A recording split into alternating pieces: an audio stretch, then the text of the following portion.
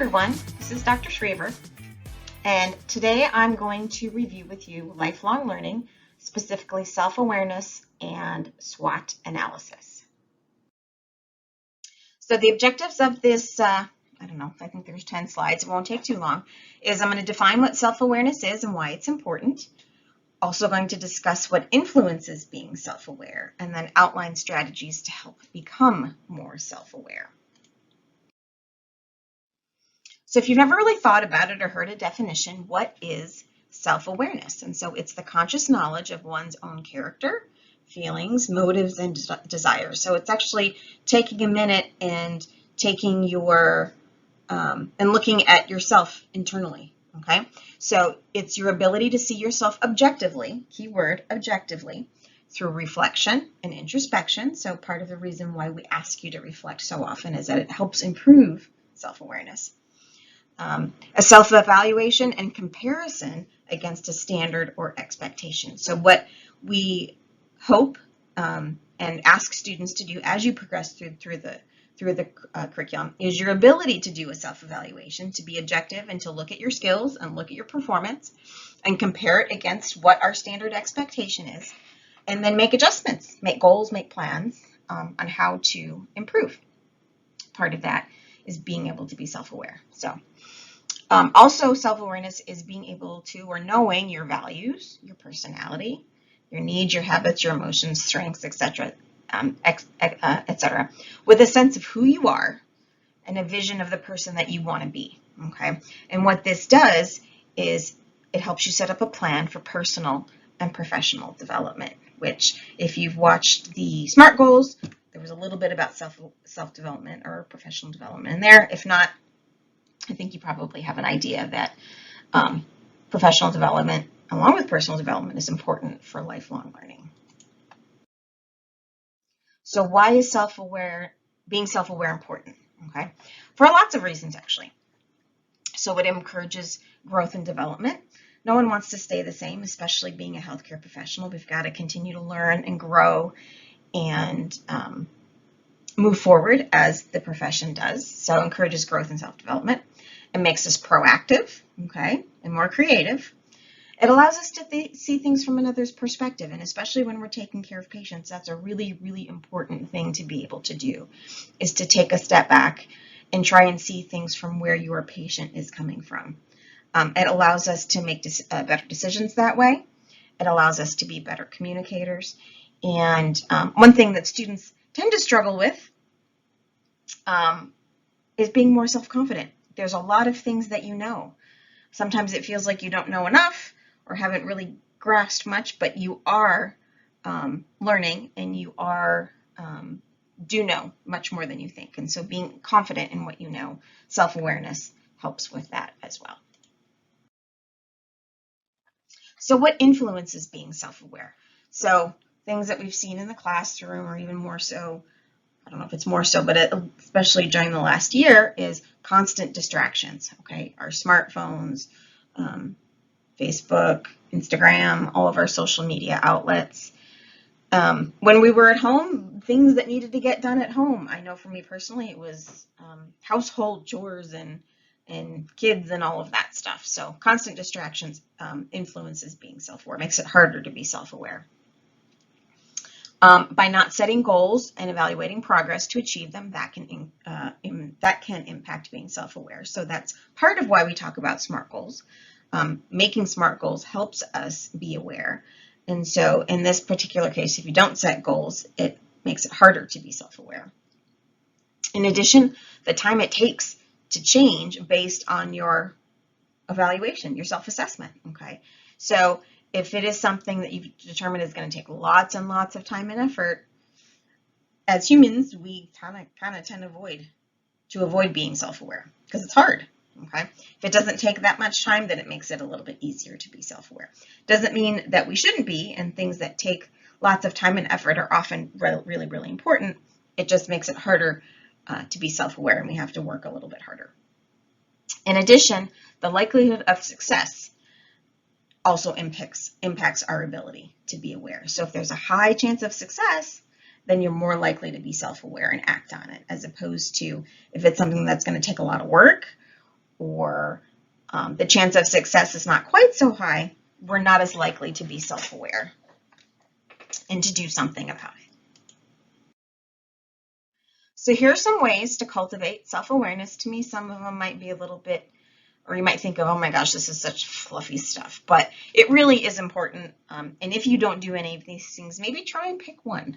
You can even, some of it doesn't take a lot of effort, but may help improve self-awareness. So the first one is to create time and space to connect with yourself every day. So take a minute, avoid distractions, be by yourself, and instead of focusing your awareness outward, focus it inward. Kind of do a daily check-in with yourself. How am I doing today? What sort of things do I think went well about today? What maybe am I going to try and do better for tomorrow? That sort of thing. Okay. You can also practicing mindfulness, and I know Student Health has offered some workshops and things on practicing mindfulness. So paying attention to your inner state as it arises. Okay. So if you're starting to feel a certain way, I'm starting to feel anxious right now, I'm starting to feel overwhelmed right now. Paying attention to that as it comes up and trying to determine maybe what it's from, maybe what you can do to improve that emotion.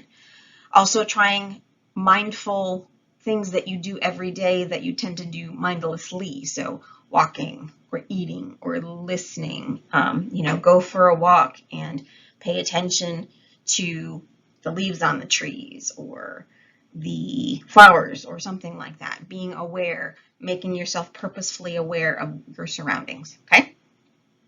Other things you can try are journaling. Some of you may do this.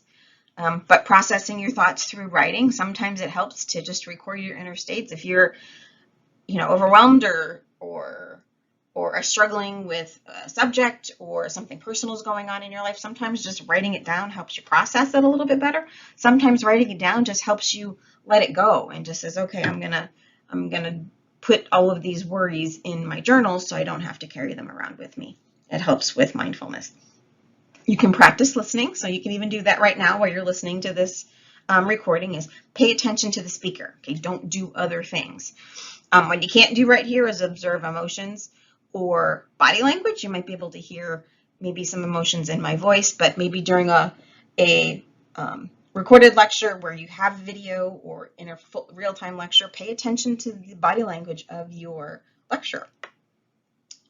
And when you practice listening, maybe class isn't the right time to do it, but don't judge or evaluate. Just be present to what's happening at the time.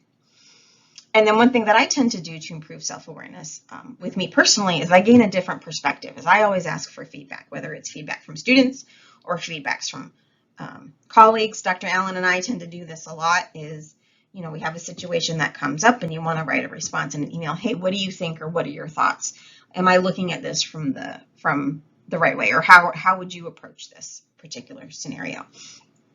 Asking for help from someone that you trust is always a great way to improve self-awareness.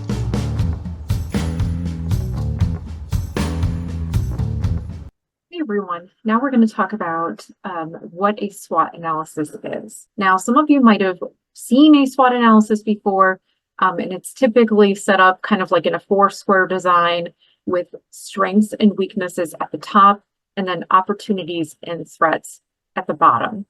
So firstly, I want to talk about the difference between strengths, weaknesses, opportunities, and threats. Okay, so strengths and weaknesses can be seen as internal factors. So things inside of someone, personality traits, or behaviors that they exhibit. Okay. Opportunities and threats can be seen as external factors. Things that aren't necessarily completely within the control of the person completing the SWOT analysis. Okay, so things that might impact me that I cannot completely control. Okay, so I'm going to walk you through a SWOT analysis and kind of how I completed one. And hopefully that'll help give you some ideas on what you would like to put in your SWOT analysis. We are creating this SWOT analysis to move towards creating a specific goal for Pharmacy Practice Week. So first, we're going to start with the strengths. So I actually did complete this SWOT analysis based on my own strengths, weaknesses, opportunities, and threats, with the exception of any of the comments relating to pharmacy practice or preceptors and patients, because my background is education. But the other things, those are really me. I thought that if we're asking you to be vulnerable and share your strengths, weaknesses, opportunities, and threats, I'm going to do the same thing.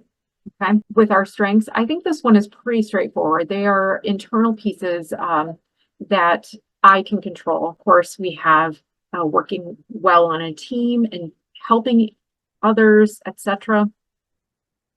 And then we're going to go to weaknesses. Again, these are internal factors that are parts of perhaps that I perceive parts of my personality or behavior. So, for example, things that potentially I could improve upon are perhaps my leadership skills. So things like that. And then we have our external factors, opportunities. So these are things that potentially I might see down the road as if I was a P1 student, things that perhaps I might be able to grab onto as an opportunity. And then finally, threats, thinking about kind of anticipating potentially any threats that might happen during pharmacy practice week. For example, being passed over for a project or something like that, because perhaps I am, not necessarily proactive in searching for those particular opportunities or saying, hey, I really want to do that. So that is something that might be considered a threat. Okay, so next we're going to talk about how to submit these, or the process of submitting your SWOT, personal professional SWOT analysis in CORE. So now we're going to talk about the specific process that is taking place for you in fall of 2024 to complete and submit your SWOT analysis field encounter. So this is part 2 of the SMART goal module. And as you can see on the screen here, I have our personal professional SWOT analysis field encounter ready to go. So what I've done is I've created an example as well as a template for you. So we're going to take a look at the template. All right, so here is our template that I have created. And the reason why I did this is to give you a space to be able to write out your thoughts and save your text into a document before you submit into CORE. Now, this template, it does not look the same as the one that you will see in CORE.